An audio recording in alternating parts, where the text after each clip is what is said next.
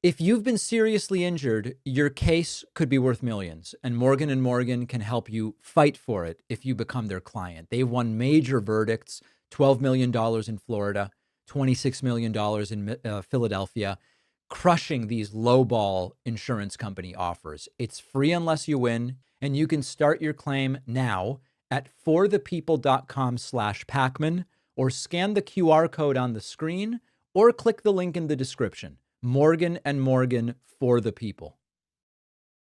What you need in a VPN is speed when it comes to streaming videos. Our sponsor, Private Internet Access, is the only VPN fully optimized for lightning-fast streaming and downloading of 4K video content with servers in all 50 states and 91 countries, so you can access websites not normally available in your region or watch content on platforms like Netflix, Hulu, etc., not normally available in your country. Unlike many VPNs, Private Internet Access supports peer-to-peer file sharing and never logs user activity. My audience gets 83% off, which is just $203 a month, and 4 extra months for free at piavpn.com/DavidP. The link is in the description. Well, welcome, everybody. You know, one of the things that I deeply believe is that you mostly aren't stupid. You mostly are not going to fall for very obvious contradictions. If I tell you I've never tried a strawberry, and then the next week I come on the show and I go, I've never liked strawberries as I've tried them over the last 20 years, you would rightly say, David, last week you said you had never tried a strawberry. Now you're telling us you've got 20 years of eating strawberries and you don't like them. You would realize something here doesn't make sense. I must be lying. And that's sort of the place where we now are with Donald Trump and this Epstein stuff. The list doesn't exist, and Trump isn't on the list.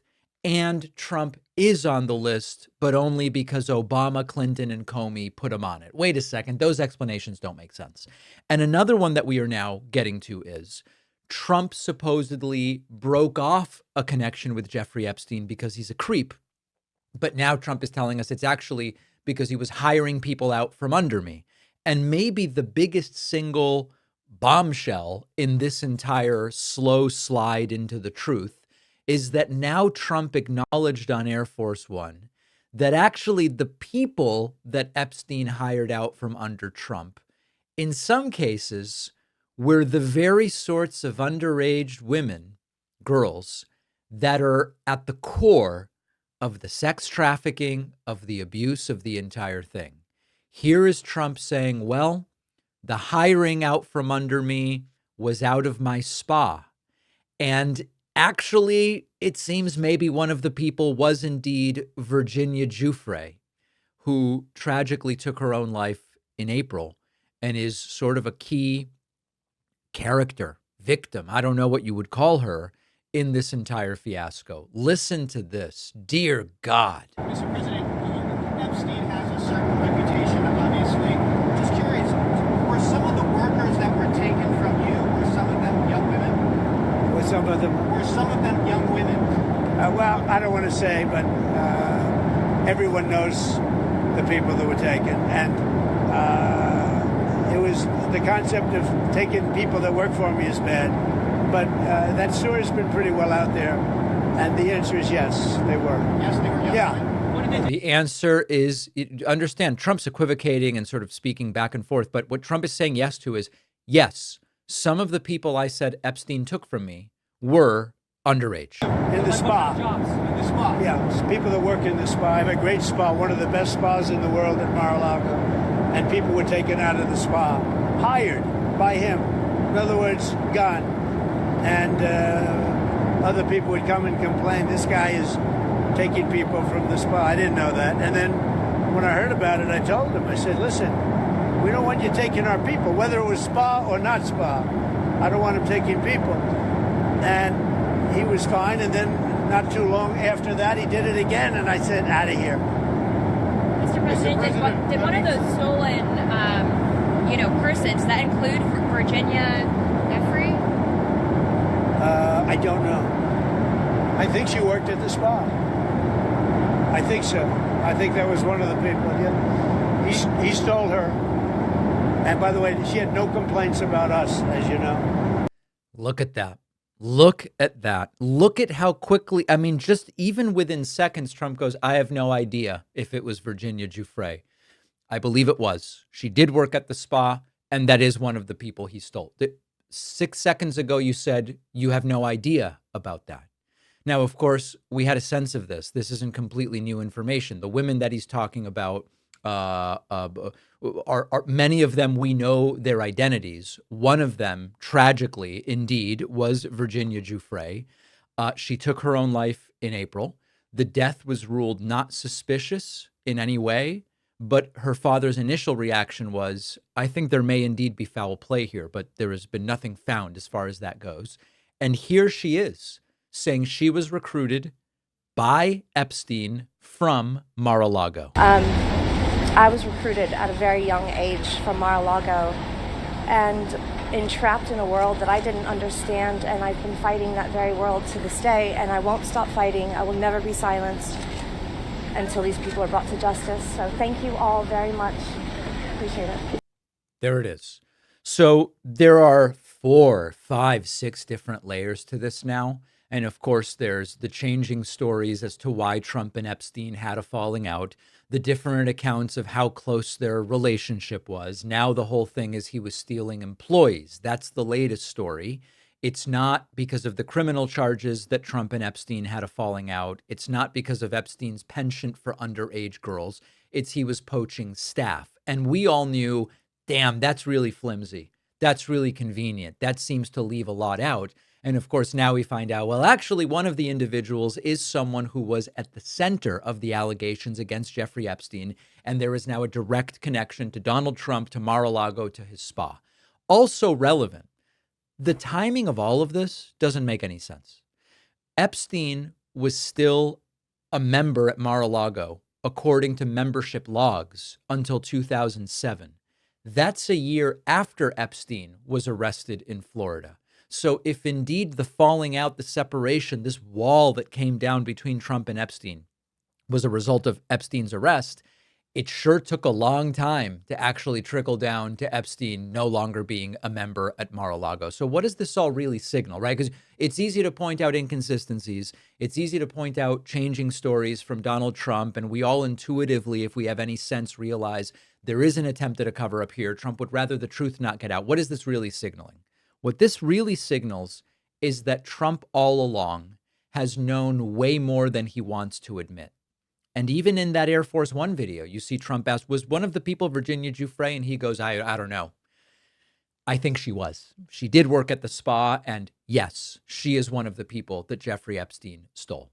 So I want to be really careful and clear that I am not at this point ready to say, based on evidence, Trump was involved in Epstein's crimes.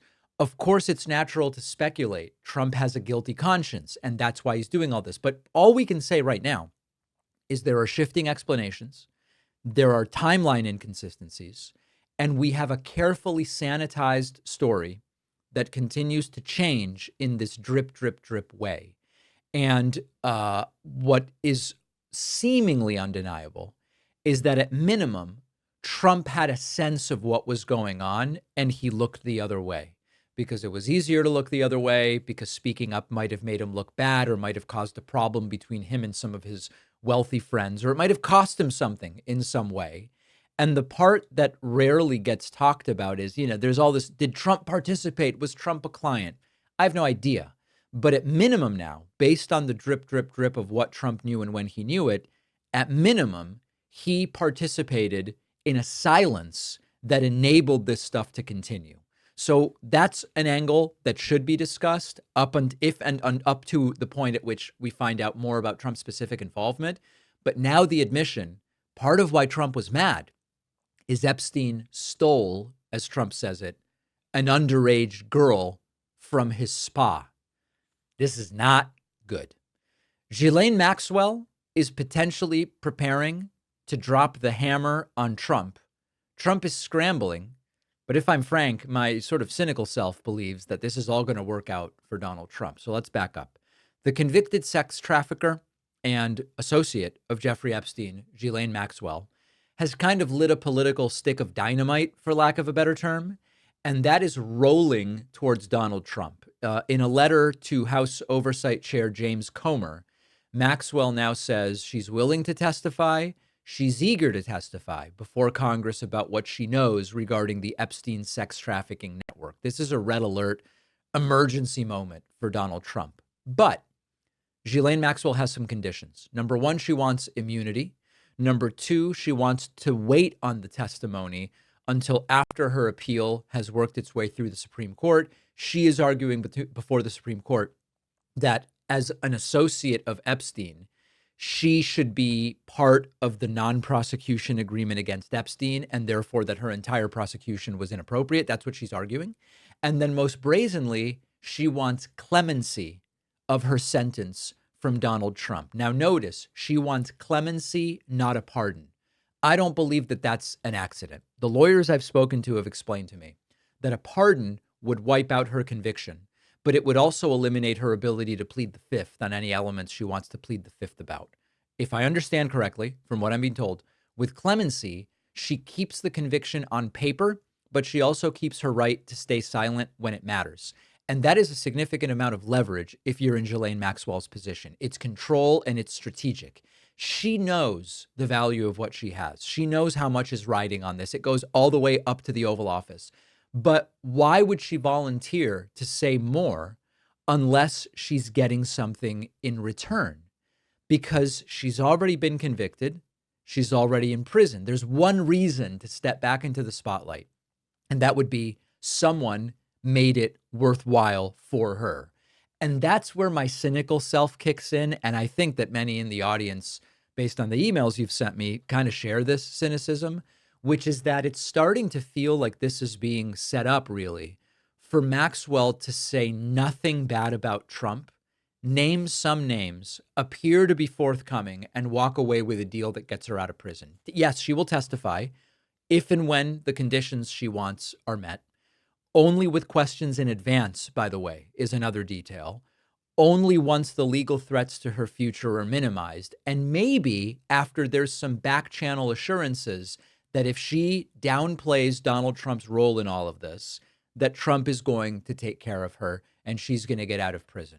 And what makes all of this so frustrating is that it's extraordinarily transparent. She's a convicted child sex trafficker holding a political grenade in her hand. And everyone's walking around like this is fine. There's limited outrage. There's limited urgency. And it actually might work for her. And if you look at the way Trump's been dealing with this, this is not an exaggeration. The timeline we're in includes Trump being asked, are you considering pardoning her? And he doesn't go, oh, her crimes are so serious, I would never do that. No. Trump goes, well, I have the right to pardon her. I haven't thought about it yet, but I have the right to pardon her. And any reasonable skeptic, would say, we see where this is all sort of pointing to. Now, Trump is doing everything he can to do damage control. He's suing the Wall Street Journal for the story that he wrote Epstein this birthday letter and drew an image on the birthday card. He's lashing out at his own supporters, saying that if you buy into this stuff, you're a weakling, you've been duped, and all of this sort of stuff. So then we get to Ghislaine Maxwell gets her deal.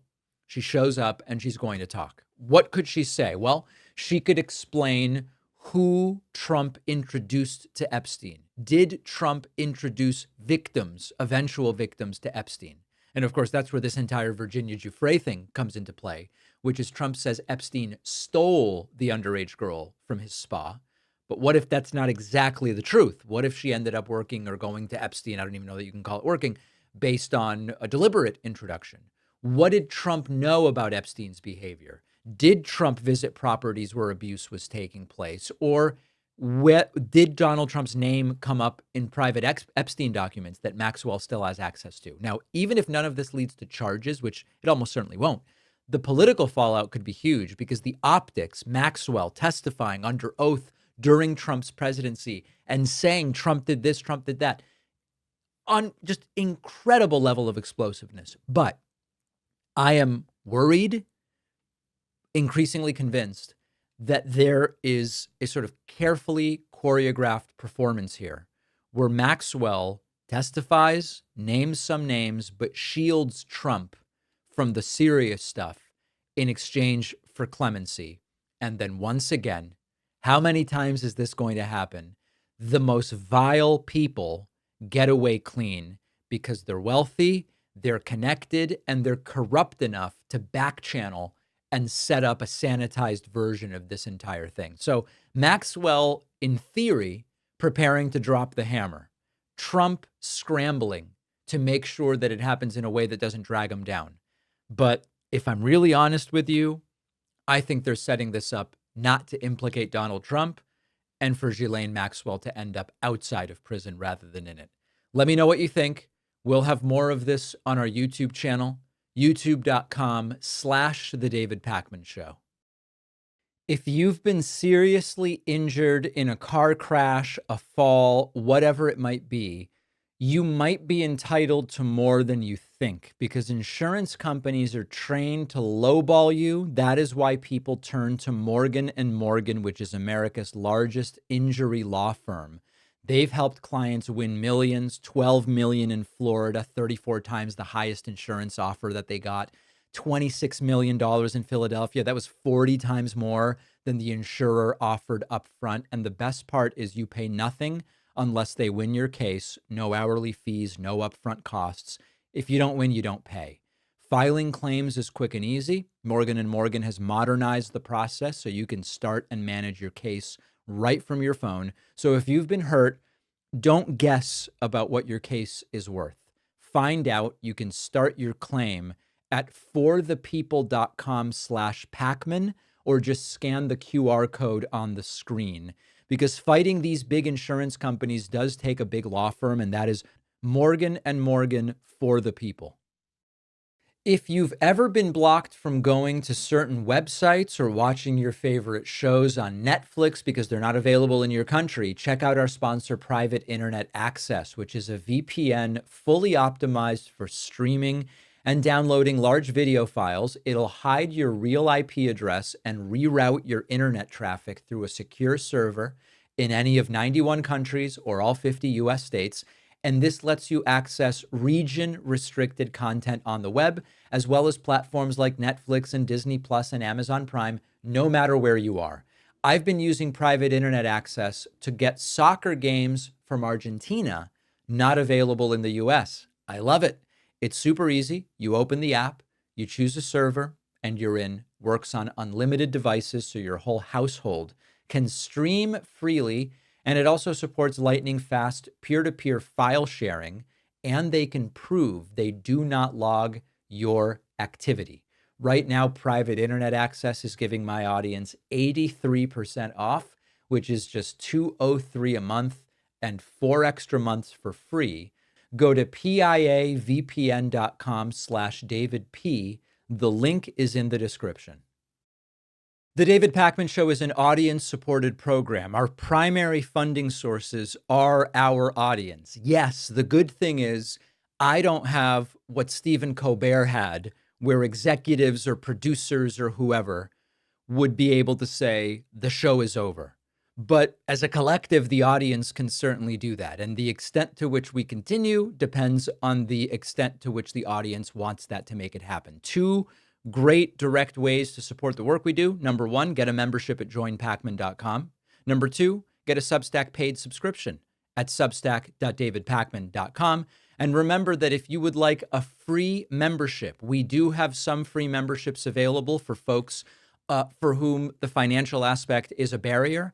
You can put your name on the free membership list at davidpakman.com/free membership. Have Donald Trump's trade deals actually been signed? And if they're not, are they really trade deals? You know, if I'm reminded of the question, if a tree falls in the woods and no one's around to hear it, did it make a sound? If a trade deal has been stated to exist by Donald Trump, but nobody has signed anything, and there's no date on which it goes into effect, and there's no signatures down on paper, is it really a trade deal? And this is sort of like, are you kidding me? This is where we are right now. Scott Bessent was interviewed on CNBC, And it's just, how do we end up in these situations? As many of you know, the Vietnam deal was one of the first ones announced as Donald Trump was failing to do 90 deals in 90 days. He said, well, we've got a Vietnam deal. This was weeks ago. CNBC asks Scott Bessent, the Vietnam deal. Vietnam hasn't confirmed that that's a real thing. Is it signed? Is there an actual deal on paper? And Bessent goes, I assume there is. Dear God. These deals have been coming pretty fast and furious. At times, it gets hard to track the details of them. The Vietnam deal that the president announced earlier in July, I don't think we've seen confirmation, or at least I haven't, as I sit here now, from the Vietnamese government of that deal. Did we get confirmation from the Vietnamese government? Do we have an agreement with them on paper? I didn't work on that deal, but I assume that we do. Because we've also done Indonesia and Philippines, so I would imagine that. But you haven't seen that paperwork. But I don't. That's Ambassador Greer, who is a seasoned veteran with an encyclopedic memory and knowledge of all this, keeps all that. How do you? The dog ate the paperwork. So this led me to zoom out and say, have any of the announced deals actually been signed? Like, what is a deal? Has it been signed? And I looked at some reporting on this. What it seems to be right now, and this is what the White House is saying. So understand that this is the most optimistic understanding of it. The framework with the UK, which is not a deal, remember, it's not a trade deal, it's a framework, that was signed at the G7 in Canada last month. But that's not a deal, that's a framework. So they've signed a framework, which just says we're going to work towards a deal. So there's no deal there. They've signed a framework. Number two, Indonesia signed onto a statement of intent, not a deal. You could also say that's just a framework. A lot in business, there's this term called the letter of intent. You know, imagine that I'm a real estate investor, for example, and I start calling some real estate owners and I say, hey, I'd like to look at some of your properties and maybe buy them. And they go, I need to make sure that you're serious. So I would draw up a letter of intent and I would sign it, but it's not a deal. I've bought no real estate. I haven't even committed to buy real estate. I've just signed something that says, I would like to be in business with you. I would like to take a look at some of your properties. These frameworks are essentially letters of intent.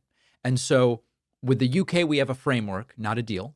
With Indonesia, we have a statement, a joint statement that we are going to be doing a deal. We have no deal. We then have no real answer about Vietnam. Scott Bessent was asked, has a deal been signed? And he says, I assume that a deal has been signed.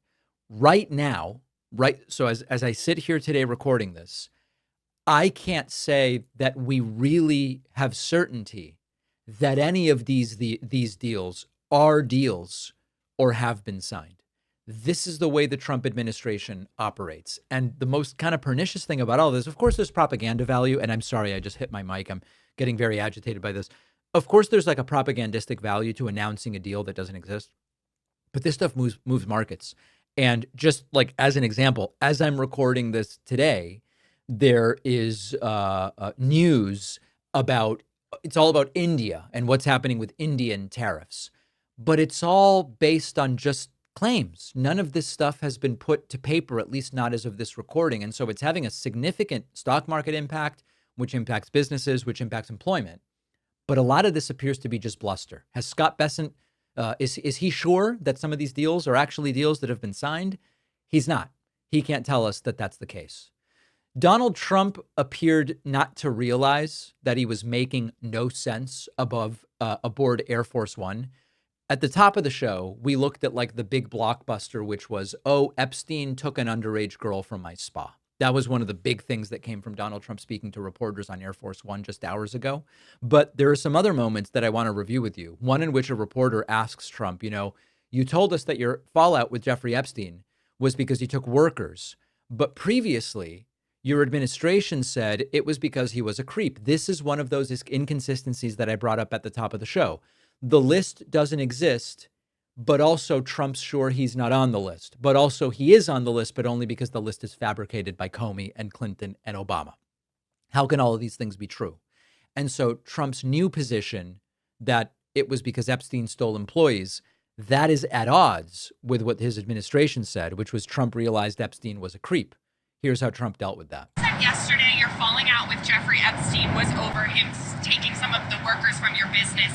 But your administration in the past said that you threw him out because he was a creep. So can you explain that discrepancy? Well, maybe they're the same thing, it's sort of a little bit of the same thing. But no, he took people that worked for me, and I told him don't do it anymore, and he did it. And I said, stay the hell out of here. So is that what was meant by being a creep? I'm the travel pool, but I'm with NBC News. NBC fake news. NBC's one of the worst. What else do you have? Who are you with? Who are you with? So, now it's always cleanup duty. Now they're trying to say, no, Trump was creeped out by Epstein stealing employees, which doesn't really make sense. The only thing so there's two possibilities. They're lying. Epstein was kicked out because he's a creep, meaning the stuff that's going on with underage girls. Epstein was kicked out because he was stealing employees. The only way that those could be the same thing would be if the creepy things Epstein was doing were with the underage girls that he was stealing from Trump's spa. And of course, that is not what Donald Trump's claiming at this point in time. The topic of the lawsuit against the Wall Street Journal came out. Remember that Donald Trump, after the Wall Street Journal put out this story, not this Friday, but the previous Friday, that Donald Trump wrote Epstein a Christmas card in which Trump's signature was the pubic hair on a woman. It's, salacious and titillating stuff. Trump says it's fake and that he is suing. Trump addressed whether he believes that Rupert Murdoch is in control of what is going on over there. Street Journal case, lawyers are... And I'm sorry, I guess I should explain. Wall Street Journal is part of News Corporation. News Corporation is Rupert Murdoch's media empire. Seeking to depose Rupert Murdoch, pardon me. Can you say what the lawyers hope to get out of that? We're going to see. It's in the lawyers' hands. I've been treated very unfairly by the Wall Street Journal and everything. I mean, I don't know. They even hired people from the Washington Post, third-rate reporters, gossip-type reporters. It's all gossip. And, I've been treated badly by the Wall Street Journal. I would have assumed that Rupert Murdoch controls it, but, maybe does, maybe doesn't. They are talking to us about doing something, but we'll see what happens. Maybe they would like us to drop that. And so we'll see. Does that mean they're settlement talks? Yeah, they want to settle it. With money involved? He's treated us wrong. I mean, when I get treated unfairly, I do things about it. I've got to hand it to Trump. The chilling effect that his successful lawsuits have had is extraordinarily impactful on the media environment in the United States. And it's an authoritarian classic. You use any means necessary to make media outlets question any adversarial reporting. In some countries it's, am I going to accidentally stab myself in the back 6 times if I publish this story? Right? That's sort of like the Putin style. Here it's more, am I going to get sued?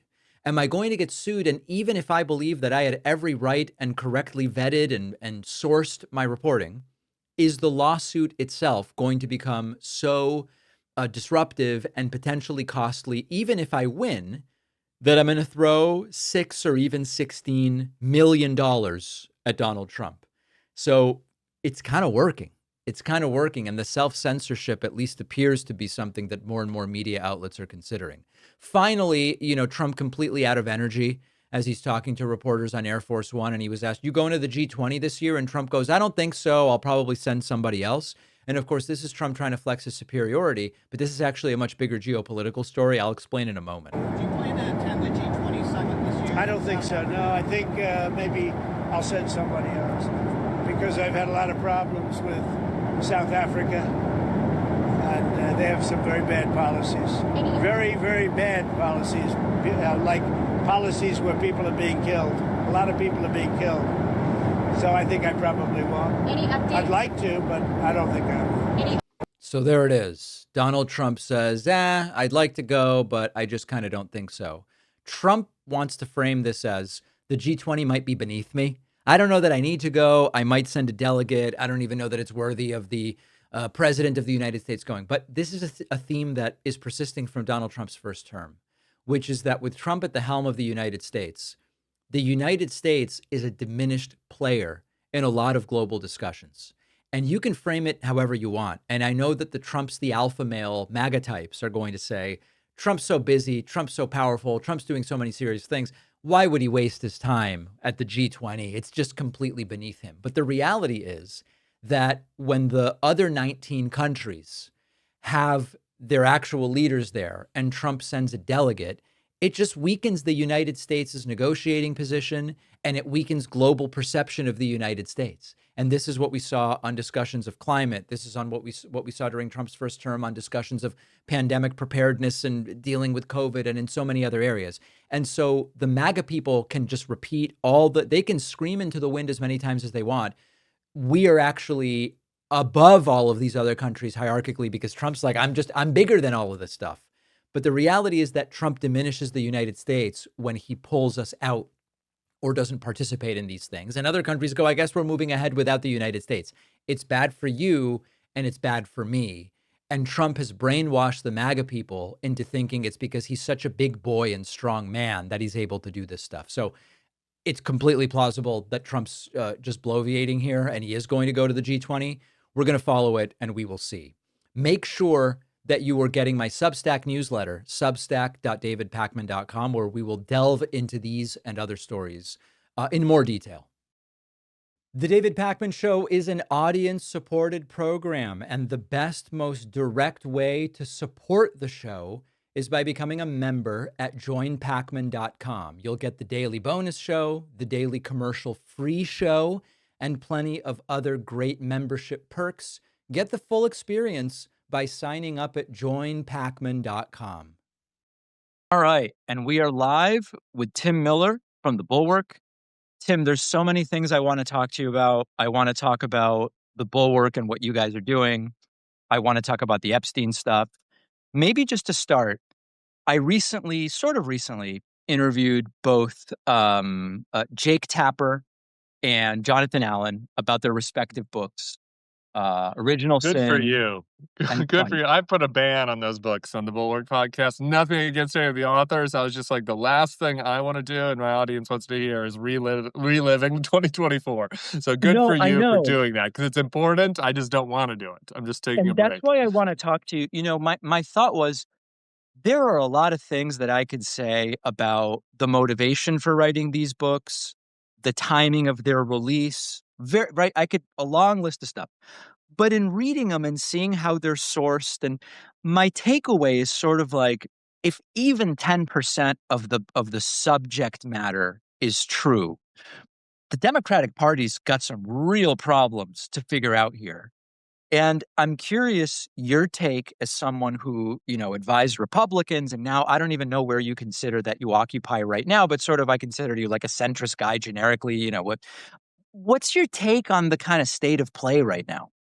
Yeah, well, welcome to Substack. I'm glad we're doing this. We're off our natural platform of YouTube. And I've already seen Tom Jocelyn, our man down there, did a great interview with Bill Kristol on Sunday on our Substack. So this is fun to do it. Man, I think that the Democratic Party, like if you look at these books and look back at 2024, like has a couple of different problems. And some of them persist and some of them were kind of unique to 2024. The Biden part was pretty unique to 2024. I think that Biden himself put the party in a pretty bad place. I just, regardless of what you think about it, he just his decision to run again, and his decision to kind of not be very public, and then to have so many eggs in the basket of this debate, and then give the worst debate performance in history. Like none of that stuff's going to happen again in 2028. Like presumably the Democrats will not have a 80-year-old candidate running, and who struggles to enunciate points on the debate stage. So we could talk about that more if you want, but I think that was like a real issue that the party had that was pretty unique to 24. I think that there's some subplots in those books, that you can see some of the other issues. I think that the party itself, and part of this is Trump kind of I'm sympathetic to it because Trump kind of put the Democrats in this position of being the party of like defending institutions, of being the responsible ones, of being, of defending the status quo from this monster that wants to tear down democracy. And while all that is true and right, I think it got them misaligned from where the public is. And the public is pretty mad about stuff, particularly working class people, and I think that upper middle class people have their complaints, but, Democrats did pretty well with that crowd. Working class folks are pretty pissed, and they're pissed about a number of things. In 24, most acutely inflation, but also just kind of a feeling that the system is failing them. And I think that the Democrats basically for 3 straight cycles put up presidential candidates that were like, we want to help you, but like within the confines of the system, right? And the Republicans are putting up somebody that's like, I want to burn everything down, and I care, and we're going to go after the people you hate. And obviously, it's all phony and fake, but like you can see why it resonated, right? And I think if you look back at the 2024 books and like a lot of the problems that Kamala faced when she got in were either generated by Biden himself and his poor actions, or by this like feeling of the need to kind of defend, to be the responsible one, to defend the institutions, to defend the Biden legacy, to defend, right? And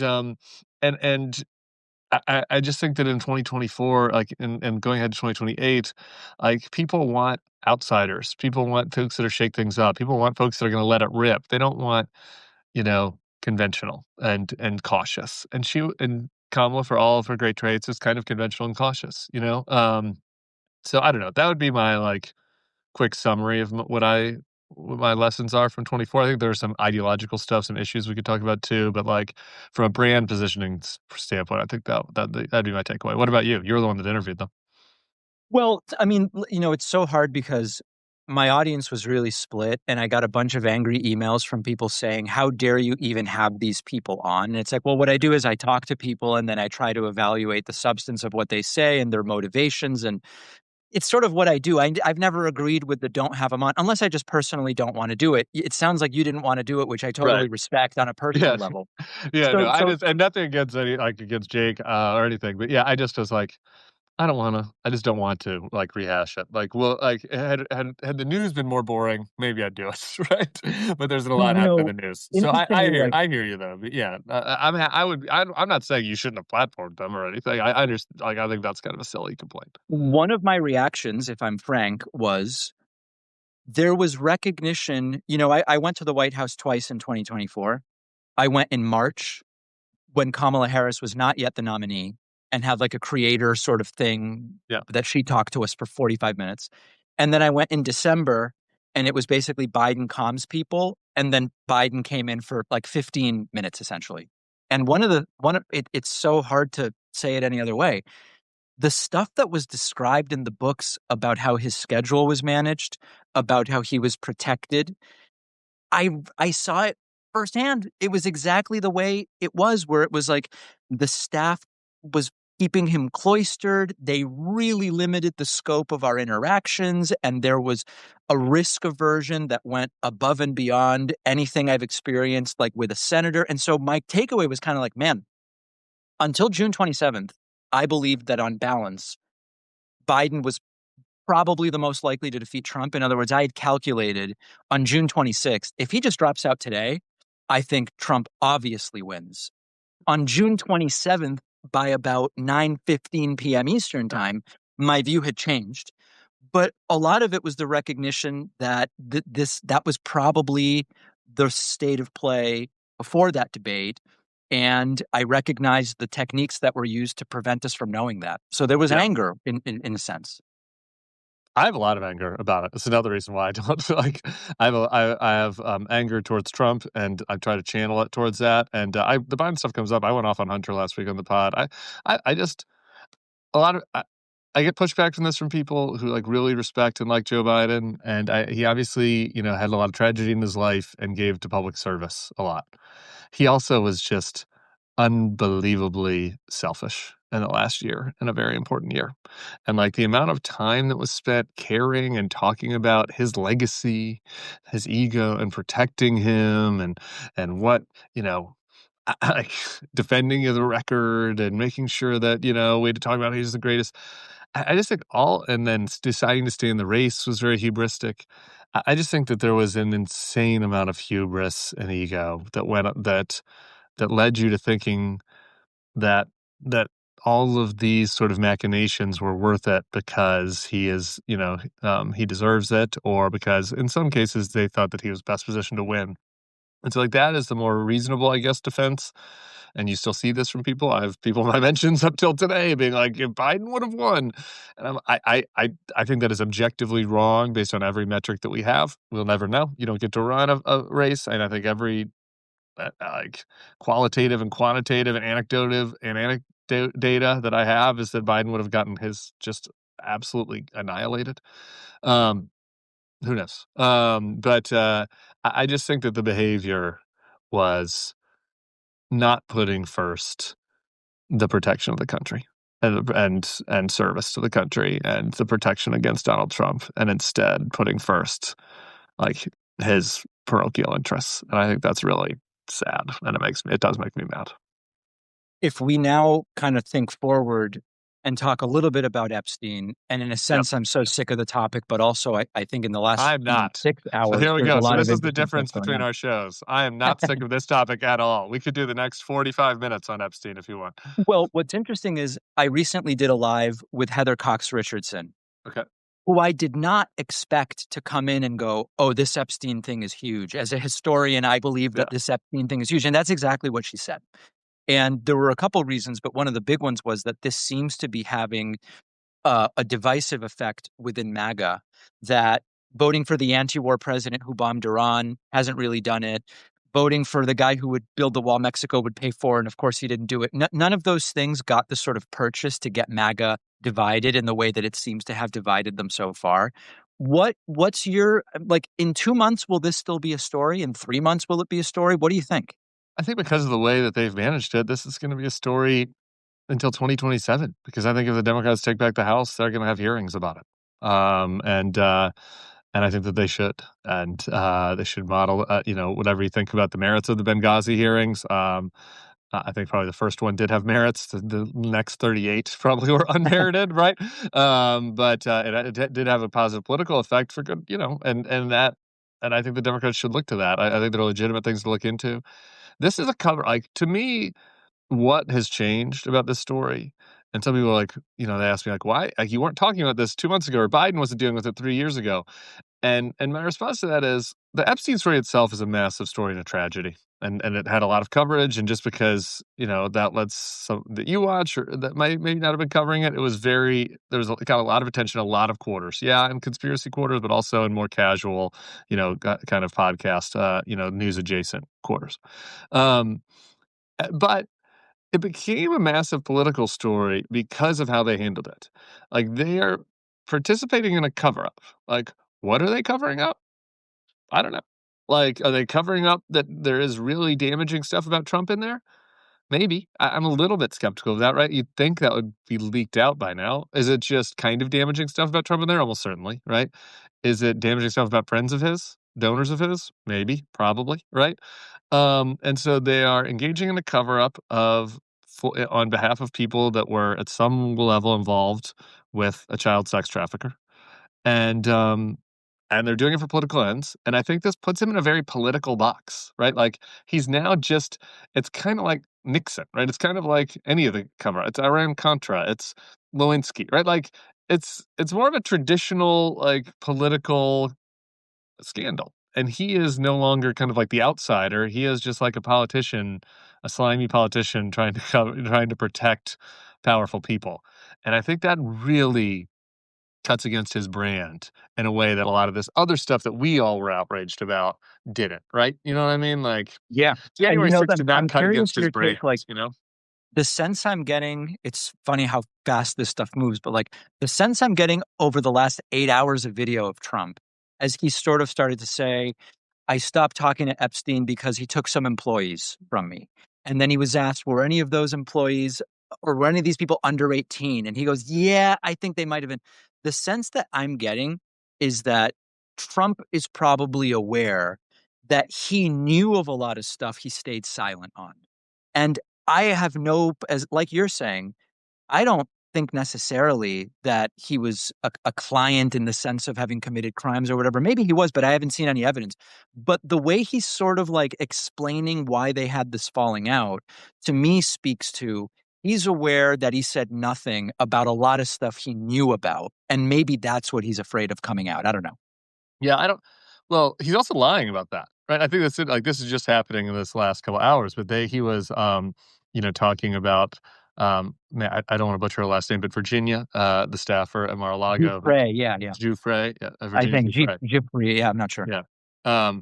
So Virginia worked at Mar-a-Lago, and then Epstein hired her away, and she was part of a really kind of gruesome sort of sex trafficking part of and where a lot of people are complicit in really bad behavior towards her, which is horrible.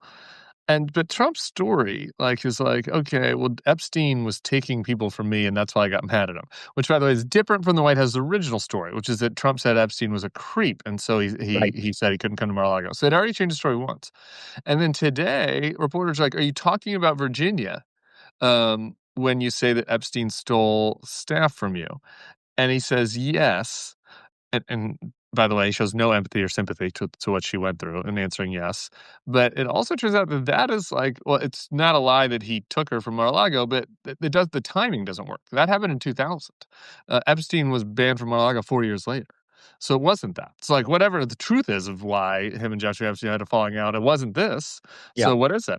And so I just think that Trump's handling of this has also just been like, his usual tricks aren't working. Like the usual tricks of, oh, it was just locker room talk, or, oh, like what, look at, I'm going to change the subject, because like they've mismanaged, the disbursement of information on a topic that his own media allies who usually run cover for him on this stuff actually care about, or actually have covered enough that they have to protect their credibility on. So I don't know, what exactly they're covering up, I don't know, but it's not pretty. And we know that they're covering up something because we know that they have searched through the files for mentions of Trump and flagged them. What is, at this point, I don't know if you agree, but to set up this next question, are we on the same page that essentially no matter what comes out, it's not going to end Trump's presidency a day short of when it's scheduled to end? Do we agree on that? We agree on that. And there's a funny conspiracy view that J.D. Vance and Peter Thiel and the tech bros are not hating this, and wouldn't mind a scandal that would push Trump to the side and let them kind of consolidate power. I don't really believe that theory. It's kind of funny and juicy and something to think about. Stuff's coming from somewhere.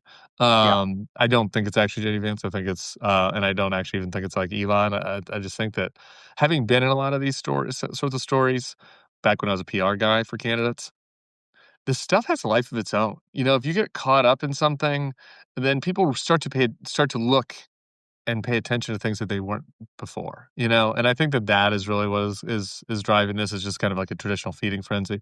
But no, anyway, no matter what happens, I think Trump is. We're stuck with him. So given that, what is the potential impact of what we might learn? Is it'll hurt Republicans in 26 and 28? Is it like, is it Trump's legacy? Yeah. Well, I mean, I think that just on the actual substance of what we might learn, I don't know, like there might be legal consequences for people, probably not Trump. But I do think it's preposterous to think that Jeffrey Epstein and Ghislaine Maxwell were the only people that were involved in this effort, right? So there could be actual consequences for people. Politically speaking, I think the potential consequence is a fragmenting of MAGA, and I don't mean, and I mean it in the broadest sense. Let me rephrase that: a fragmenting of the Trump coalition, because I think that MAGA eventually comes back around to everything. He was right when he said Fifth Avenue back in 2016, and it's like essentially a cult. And some people leave cults, but the preponderance of people stay, right? And so I think that the core MAGA base will be resilient in the face of this, but the broader coalition, I think, has real potential for fragmenting. And if you think about the newest people that came in, the kind of lefty horseshoe people, the RFK Tulsi crowd, they cared about Epstein, and they also wanted Trump to be a peacenik on foreign policy. He's failing them on both. And you could see them kind of reverting back either, I don't know, to the Democrats or just no longer being part of a Republican coalition in the future. And then you have an even bigger group, which is more of the younger, non-ideological men who, for shorthand, we'll call the manosphere type people who went with Trump across races, black, brown, white, and who also are just looking at Trump and seeing him do this cover up and be like, this guy's a fucking politician like everybody else. Like, I didn't like him because I'm a conservative or I'm a MAGA nationalist. Like, I liked him because he seemed like he was not a politician. He was going to go in there and cause problems. And you can just already see the disillusionment. I know, like, you can see it in Rogan and Theo Vaughn and Andrew Schultz. Like, I don't like, and that is a significant part of his coalition. So I think that is like the political ramification of this. I don't know. What do you think?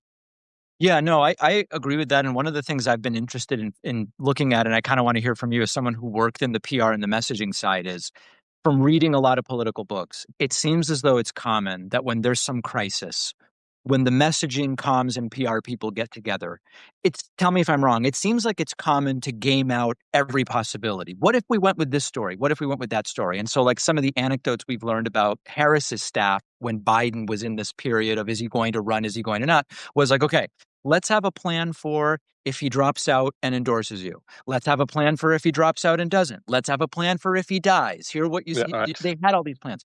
Can you talk a little bit about, like, when you were doing this stuff, did you game out even ridiculous ideas just to go, let's game it out to see what would we say? And then people go, okay, that's crazy. We're not going to do that, but we've thought about it. Yeah, not really, to me, would be the honest answer to that. I mean, we definitely, like, a version of this, like in a campaign setting, which is not a PR issue like this, but is more like, we gamed out a lot of different ways to deal with Trump, in 2016. That was the Jeb campaign. And, like, kind of crazy, like, what if he does, what if he says this crazy thing on stage, right? Because, like, Trump himself is very unpredictable. But, like, most of these types of stories, like, there aren't that many types of options. You got door A, which is you rip the Band-Aid off and tell do sunlight and tell the truth and say, guys, here it is, whatever, right? There's door B, which is like, we're going to stonewall and try to ride this thing out, and eventually people will stop caring and they'll care about something else. Or we'll give door C, where we, like, give an excuse or an explanation that we hope, right? Like, that's kind of it. Like, those are the options. Like, this is a very unique case where it's like, you don't even know what's in there. You know what I mean? Like, I think back to Jeb and, like, he had, like, one example of this is kind of similar is, Florida has very open sunshine laws, and Jeb was a big emailer. So he emailed, like, for there's 10 years of the emails. And we're like, who the fuck knows what's in there? Right. And so, like, there was, like, a planning of, like, what if he sent an email? You know what I mean? So that is, I guess, a more similar version to this.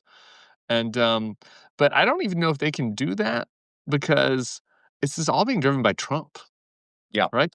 Like, there's no way that the strategy they've put forth would be the strategy that Susie Wiles and Chris LaCivita, like, have come up with, or the strategists or whatever. Like, they're That's just the question of reacting to what when you Trump get posts. simultaneously, the files don't exist and my name's in them, but only because Comey put it in there. Right. Yeah. I can't imagine that's Susie Wiles. Yeah, no. I think this is all Trump, and they're just kind of live reacting to the principle. So so luckily, I mean, they've been to the White House, so I guess not luckily for me. But luckily, I never had any candidates that were just, like, randomly posting crazy shit, and I just had to figure out how to deal with it. So I think it's a unique situation. I want to talk a little bit in the time we have left just about, like, what you all are doing at the Bulwark, how you're growing, Substack. I mean, the success you all are having, I see that you're doing the live events. Yeah. I don't even know what size team there is at this point, but, like, what would you say is the key thing that you've done that has allowed you to grow so quickly? I appreciate that, man. I think that, like, the key things were, one, that the fact that now we've kind of expanded beyond this, and we have people from a lot of different backgrounds, like, ideologically and experience-wise. But, like, the original core group were never Trumpers, were people who were kind of cast out of the party or cast out of their magazine, in the case, the Weekly Standard. And I think that because we were cast out of the party, because we didn't really have a realistic hope of getting back in, and because we didn't really think that the Democrats, like, it wasn't like a hope that I was going to be comms director for Hillary Clinton or whatever in 2016. So, like, when this all started, it was like, we might as well just say what we really think. Like, we might as well just be honest, and we might as well just be candid, and like, we'll see, and maybe this will turn into something, maybe it won't. And like when we started, it was kind of a flyer. It was like a side project for a lot of people that were involved. And I think that worked, right? Like, it just worked. It's what people want, like, is authenticity or whatever. It's a little eye-rolling cliche, but people want, right now they're craving people that are just telling them what they really think, showing their real feelings. And so I think that ethos like worked. And then as we've expanded, like, we're really only bringing in people who are committed to that, right? Like, we've tried to expand to do more journalism, and we have good traditional journalists alongside kind of whatever our podcast commentary folks who are focusing on Substack, and Lauren Egan's writing about the Democrats, John Cohn's writing about healthcare, et cetera.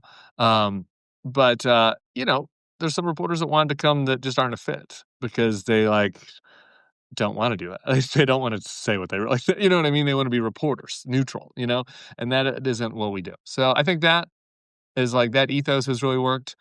And the YouTube stuff, look, man, you were ahead of the game on all this. So while we're complimenting each other, you were there first. I think there's a big demand out there in the space for kind of middle, center left, anti-Trump. I think YouTube was really dominated by MAGA, and then secondarily by left folks. And there wasn't a lot of other stuff out there. A lot of people were cutting the cord. There's this huge engagement in politics and interest because of all the crazy stuff that's happening with Biden's age and the assassination attempt and Trump's back. And so I think that we got and that part I think is lucky. I think we got on and decided to commit to YouTube and try it at a time where there was a spot in the marketplace for it. And so that, and then also the thing that you do well is we just post a lot of stuff. Well, what's funny there's a about lot that of content. Yeah. I'm always sort of loosely mentoring a few people that are trying to get into this. And the number one piece of advice I give, which they almost never follow, is forget about what lights you buy. Don't worry about getting a PR person. Yeah. It doesn't really matter what camera you get. If you're doing 5 hours a week of content or 1 hour a week or whatever, you've got to commit to that, and you've got to do it and post it everywhere. All of the other stuff flows downhill from that. And so when people come to me and they're overly focused on how do you do ad sales, or do I need a stream deck, or what about this? I'm like, it's just the content. You just got to commit to the content. And I think that that's kind of what you're picking up on. Yeah, volume and because people want, people get in a relationship with you if you're being real with them. And so they want your reaction to stuff. And I want to hear from what the audience thinks about stuff, right? There's a little bit of a two-way street. The piece of advice I got, which is very similar to that, when I was being mentored by a couple of buddies who are in sports podcasting, I was like, I'm taking up this podcast. What's the daily podcast? What's your advice? Their main advice was you got to do it every day. You don't, and you also got to do it when big stuff is happening. People want to hear from you immediately. And the example one of the guys gave that I just won't forget is he's like, I'd like to get drunk on Thanksgiving with my family and then eat a bunch of turkey and hang out. He's like, but I do NFL podcasting, so I don't do that. I'm sober on Thanksgiving and I'm with my family, but I'm watching the games. And then as soon as the games are over, I'm taping, because people want to hear my thoughts about what happened that day. And that's kind of silly compared to politics, but the principle is the same, and so I think that's been working for us, I appreciate everybody's kind of effort on that. Well, listen, if you're here because you follow me on Substack, make sure you're following Tim and the Bulwark. If I'm the new guy here because you follow Tim, I'd be honored if you also follow me. And we're going to keep in touch. There's so much going on. I do feel that this is a critical time with at least 2 or 3 important inflection points. And it's always good to talk to you, Tim. Man, I appreciate it very much. I'm glad we're able to do this. Let's do it again soon. All right, take care. Talk to you soon. Bye. Everybody. If you like this show, I would love for you to get my Substack writing. Each day, I'll send you a rundown of what's on the show, what's happening, what matters, why. It's free, no spam. Substack is also the only place where we own our data. So if we get censored on social media or on any platform, Substack's going to be the only way I can tell you what is going on. Sign up now at davidpakman.substack.com. Let's talk about the disaster of the Electoral College. Why today? Well, it doesn't really make sense to wait until October of election years to talk about this sort of stuff, and it's a really important issue, I think, to bring up, particularly when we see so many aspects of our democracy become increasingly less democratic. So let me just dive right into this. The Electoral College, for a lot of people, is this kind of mysterious, frustrating thing that somehow decides who becomes president, even if that person didn't get the most votes. And that fundamentally doesn't make sense to millions of Americans, which makes a lot of sense to me that it doesn't make sense. Every 4 years, millions of voters are reminded in the United States, winning the popular vote doesn't guarantee you the presidency. Where did this system come from and why are we still using it? Well, it came from the 1700s and it was a political compromise. And the idea was there are fears and there are power struggles and there are some unjust realities. What can we do to fix them? And so here's why the Electoral College was created. Number one, big states wanted the popular vote.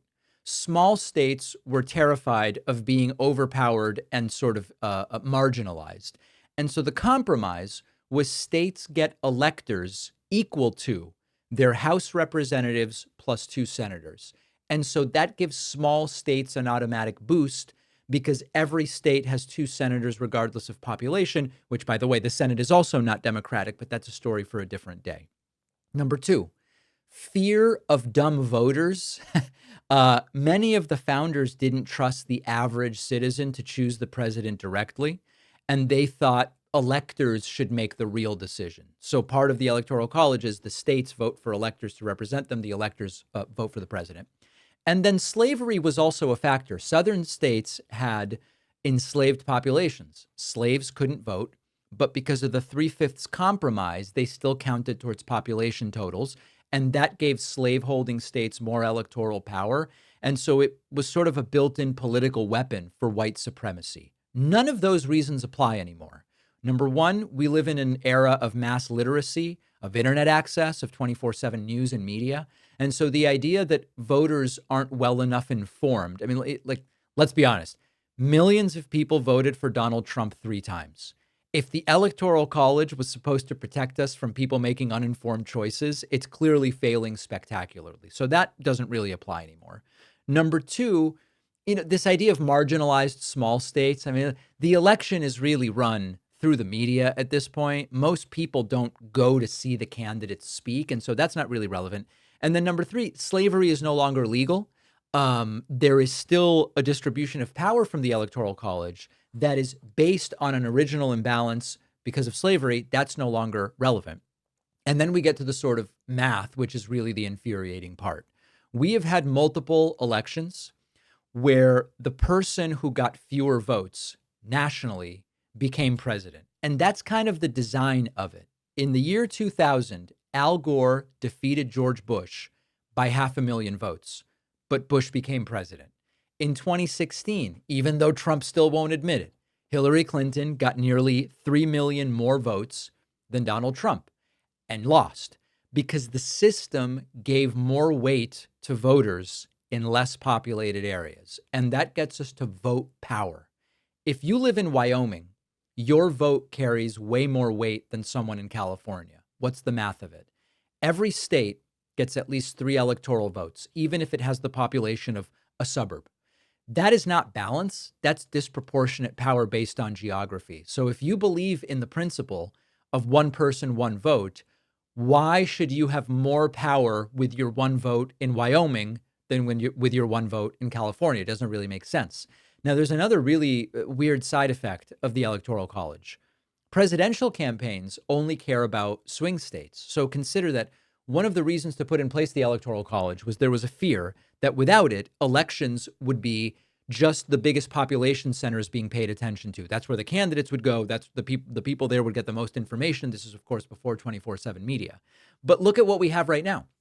We have a system where, it's often 5 to 7 states that are where the campaign happens. California doesn't matter. They're obviously going to vote for a Democrat.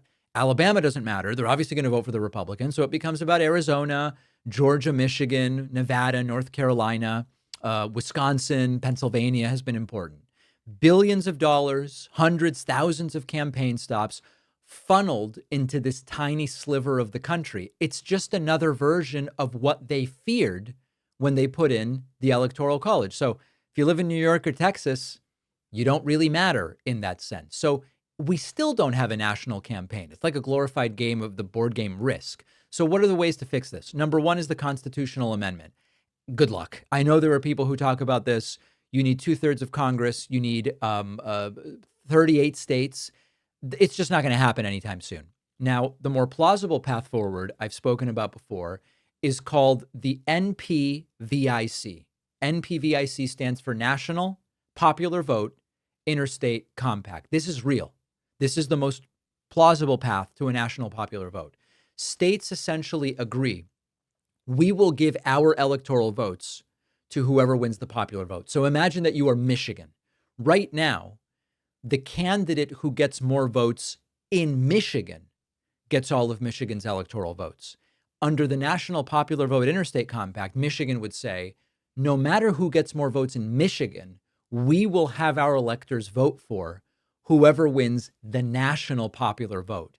If enough states sign on to that compact such that their electoral votes are 270 or more, we have a national popular vote de facto. Right now, there are 209 electoral votes that have joined. So those last 61 are more difficult, but it's a plausible idea. And then there is also the idea of proportional allocation, although there are some issues with it. So if you look at Maine and Nebraska already split their votes by district, and more states could do it. It would not fix everything, but it would make it slightly less broken than if you win Michigan by one vote, you get 100% of the electoral votes. So bottom line here, the Electoral College was built for a country that really doesn't exist anymore. Communication used to be slow. Slavery was legal. We have a very different scenario. And right now, what the Electoral College has in practice done is undermine the will of the people in multiple elections. And by the way, it's been really good for Republicans. So it makes some votes count more than others. It makes it so that for millions of Americans, really tens of millions of Americans, their votes effectively don't matter. So if we care about democracy, and I do, we need to stop pretending the Electoral College is this sacred thing. It's broken. It's not sacred. There are ways to fix it. So let me know what you think. Are you on the side of we got to get rid of this thing and go to a national popular vote? Or are you on the side of the Electoral College serves a purpose in 2025? Let me know in the comments, or you can email info@davidpakman.com. We have a new full-blown authoritarian manifesto from Donald Trump. Where do you think that it happened? Truth Social. Of course, it happened on Truth Social. And we really need to look at these as what they are, which is attacks on freedom of speech, attacks on the rule of law. Here's the first post from Trump that's so disturbing. Quote, everybody is saying that I was solely responsible for the firing of Stephen Colbert from CBS Late Night. That is not true. The reason he was fired was a pure lack of talent, and the fact that this deficiency was costing CBS $50 million a year in losses, and it was only going to get worse. Here's the critical part. Next up will be an even less talented Jimmy Kimmel, and then a weak and very insecure Jimmy Fallon. The only real question is who will go first. Showbiz and television are very simple businesses. If you get ratings, you can say or do anything. If you don't, you always become a victim. Colbert became a victim to himself. The other two will follow. That is what this is all about. The real issue here is there are comedians who make fun of Trump. That's the crime that they have committed. And the message that Trump is sending is you criticize me, I'm going to try to get you fired. I'm going to try to get you ruined, or maybe even worse. Maybe there's going to be legal implications. And this is the president of the United States. It's not an angry podcast host. This is the president with an authoritarian meltdown. That's how these regimes work. There's a long history of it in the 20th century. There's another post in which Trump goes after Chuck Grassley. Check this out. Quote, Chuck Grassley, who I got elected to the U.S. Senate when he was down by a lot in the great state of Iowa, could solve the blue slip problem we are having with respect to the appointment of highly qualified judges and U.S. attorneys with a mere flick of the pen. Democrats like Schumer, Warner, Kaine, Booker, Schiff, and others, sleazebags all, have an ironclad stoppage of great Republican candidates. Put simply, the president of the United States will never be permitted to appoint the person of his choice because of an ancient and probably unconstitutional custom that if you have even one person in the opposite party serving in the U.S. Senate, They must give consent, thereby completely stopping the opposite party's nomination. The only way to beat this hoax is to appoint a Democrat or a weak and ineffective Republican. Therefore, I would never be able to appoint great judges or U.S. attorneys in California, New York, New Jersey, Illinois, Virginia, and other places where there is coincidentally the highest level of crime and corruption. So, okay, he's going after Chuck Grassley here. That's the whole point. He wants political loyalty. He doesn't want public service. And Trump says nothing about the independence of the judiciary or the qualifications. Trump wants to rubber stamp judges and U.S. attorneys in blue states. And because the Senate still observes this norm called the blue slip, which lets home state senators weigh in. And so if there's a nomination for a New Jersey, if there's a New Jersey nominee and a New Jersey senator says this isn't good for my state, they can sort of veto it in a sense. And by the way, both parties have abused it. Trump's not calling for reform, though. He's just calling for obedience. What Trump cares about is not allowing Democrats to interfere with his judicial choices in blue states. If the shoe were on the other foot, Trump would say, no, of course we need to let Ted Cruz say no to a Democratic president when they nominate someone to be a judge in Texas, for example. So the sort of workflow here is being laid out in the open. Loyalty to Trump overrides loyalty to your constituents. Of course, that's a classic with authoritarians. Free speech is a thing if it flatters Trump. If it criticizes Trump, well, then it's Jimmy Kimmel and Jimmy Fallon will soon be losing their jobs. And then if there's a legal norm that stands in Trump's way, or there's a constitutional tradition, it should be shredded if it interferes with what Donald Trump wants. So he's testing the boundaries. And these posts to Truth Social, these are really messages to the allies. You either get in line and do what I say, or I will work to destroy you. You might be a senator, you might be a late night talk host. And it's a message to us that we've just got to shut up and take it. We will know in 14 months, 16 months in the midterms, does Trump get what he wants with regard to that subservience and loyalty, or are we going to do something about it? Now, on the bonus show today, we have a phenomenal show. We will talk about the Sydney Sweeney American Eagle backlash, another one of these cultural clashes.